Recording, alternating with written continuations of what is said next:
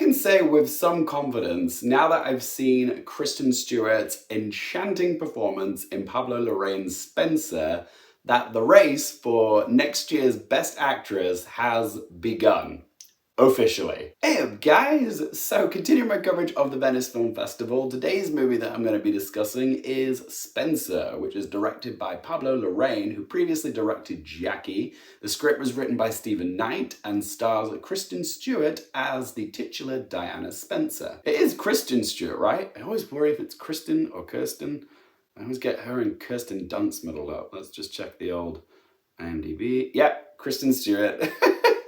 You'd think I'd know that by now, but yeah, Kristen Stewart.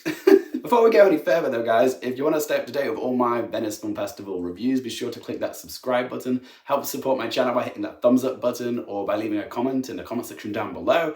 And if you want to see all my thoughts and reactions from the Venice Film Festival, be sure to follow me on Twitter and Instagram. There's links in the video description down below. Anyway, enough housekeeping, let's talk about Spencer. The film takes place over 3 days, Christmas Eve, Christmas Day, and Boxing Day. So I guess you can technically label this as a Christmas film. We open up on a dew-kissed shot of the Sandringham estate where the royal family will be spending their Christmas, and we watch as a cavalcade of staff rolls into the mansion to set up for the festive season. It all unfolds like clockwork. The chefs, the servants, the security, they all march in unison to their stations with military precision. Seeing these huge trunks of the most opulent food being put away in the grandest of kitchens immediately puts the royal family on a pedestal. They're not like us. We then cut to the Princess of Wales exclaiming, "Where the fuck am I?" as she pulls into this dingy roadside cafe, the kind no royal would be caught dead in, as she kindly asks a gawping cafe worker for directions. This opening sequence was quite frankly genius, because Diana's everyday relatability of stopping to ask for directions immediately juxtaposes the lavish, pre-planned, chauffeured lifestyle of the royals. So we immediately think, oh, she's one of us. And the score in the opening sequence by Jonny Greenwood aches with melancholy. There's a real tinge of tragedy in the strings. But when Diana finally arrives at the manor, Greenwood infuses his score with some jazzy trumpets. The thing with jazz is it's surprising, spontaneous, and disruptive. So we know from the music that Diana's presence in the manor is a disruption to the status quo. The keeper of the house, Major Gregory, played by Timothy Spall, insists on Diana keeping to the strict regimen that has been laid out for her. Everything has been set. From the clothes she wears, to the food she eats, to the traditions she must upkeep, like being weighed on a set of scales before and after the 3 days. Everyone is expected to have put on 3 pounds to indicate how much they've enjoyed Christmas. And this strict adherence to traditions or system is what's crushing Diana. The family that she's married into has removed so many of her freedoms that she feels like they've quelched all semblance of who she once was. Her life is so planned out for her now. It's why she wants to drive herself to Sandringham, because the car is one of the few places that she feels like she has control. Let's talk about performances. I honestly think that this is going to be the role that finally shifts public opinion on Kristen Stewart as an actress. Think back to like the Twilight years. She was getting so much flack for her style of acting. A lot of people said she was quite wooden, but over the years, she has been very careful with the choice of roles that she's picked.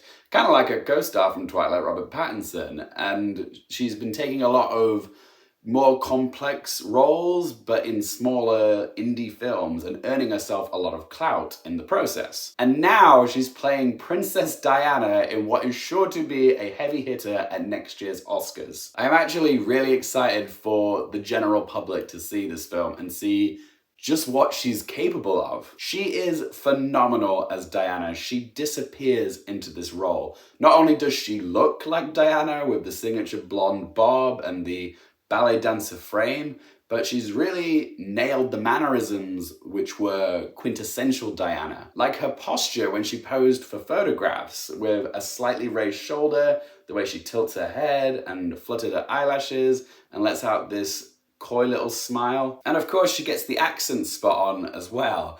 Kristen Stewart really did her homework, and I am certain she will be receiving her first Academy Award nomination for this role. I can see this being a performance that the Academy will get behind. She's playing a notable historical figure. I mean, Princess Diana, for God's sakes. That's got a good dollop of tragedy in it. It also addresses some difficult topics like bulimia and the mistreatment of women in the media. And it's a right role for the right actress at the right time in her career. I think she has a decent shot of actually winning it. I can also see potential nominations for Sally Hawkins and Timothy Spall. They were both magnificent. I'd especially like to see Timothy Spall get a nomination. It's high time that he got some Academy recognition. He's never been nominated for an Oscar, and this would be a great role for him to receive his first Oscar nom. I also really love Lorraine's direction in this. It's often said that Diana had this storybook fairy tale life, this common girl who got plucked from the masses and became a princess. And the way that Lorraine conveys this idea of her living this fairy tale life is through his camera movements. Like, he uses a lot of what's called trucking shots, where the camera sort of moves left to right. It sort of gives you the impression that you're reading a storybook, like we're watching it unfold before our eyes. But he also uses tracking shots which stalk Diana behind her while she's walking down these huge corridors in the mansion. When the camera is following a character like this, it suggests that she is being watched, not only by the paparazzi, but by the people that work in the house. All eyes are on her. She has no privacy. It's techniques like that which show that Lorraine put a lot of thought into how this film was made.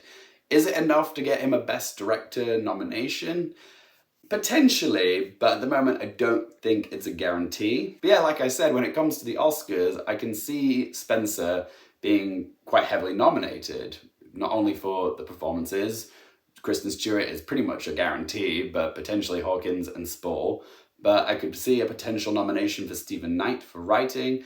A Best Picture nomination seems very likely. Music as well. If Jonny Greenwood doesn't get a nomination for his painfully beautiful score, then I quit. And also I can't forget the exquisite costume work by Jacqueline Durant. There's a montage scene towards the end of the film where we see Diana dancing in a whole bunch of different outfits, and it's like we're treated to this fabulous catwalk of Jacqueline Durant's costume designs. It is divine. As for negatives, the only thing that I can think of is a creative choice which I think some people will find a bit much, which is how Diana is compared to Anne Boleyn, who was the wife of King Henry VIII, who was decapitated. And also Camilla Parker Bowles is compared to Jane Seymour, who was the wife after Anne Boleyn. Perhaps it is a little bit on the nose, but I didn't find this creative decision clunky or distracting or out of place. I actually thought it did work. I mention it because even though it didn't bother me, this creative choice, there was some derisive laughter from certain people in the screening I was in. I don't think it will sit with everybody, this creative choice, but you're just gonna have to find out for yourself. So let's ask them 3 questions. Firstly, would I watch this again? Absolutely, this is my kind of movie. I want to add it to my collection. Question number 2, do I recommend it for you guys? I recommend Spencer to anybody that enjoys a biopic about a famous historical figure. If you're a fan of awards baity films, then I can assure you this is going to be a player next year. It's got a career highlight performance from Kristen Stewart. It's lusciously and thoughtfully shot by Pablo Larraín. And it's got this intoxicating atmosphere thanks to Jonny Greenwood's sublime score. So yes, I highly recommend Spencer. And third question, what score do I give it out of 10? The Anne Boleyn stuff might have bothered some, but it didn't bother me, and I came out of this film beaming. So I'm gonna give Spencer a score of 10 out of 10. But as always, guys, it's just one bloke's opinion. I would love to hear your thoughts on Spencer. Are you excited for this film? Have you seen it? Do you think Kristen Stewart's getting that Oscar? What other categories do you think it might be nominated for at the Oscars? Let your voice be heard in that comment section down below. If you enjoyed the video, hit the like button. If you want more movie, TV, and Oscars content, don't forget to click subscribe. And if you want to follow me on any of my socials, all those links in that video description down below. And as always, thank you guys so much for watching. For more things related to movies, TV, and popcorn culture, I'm Luke Airfield, and I'll see you next time.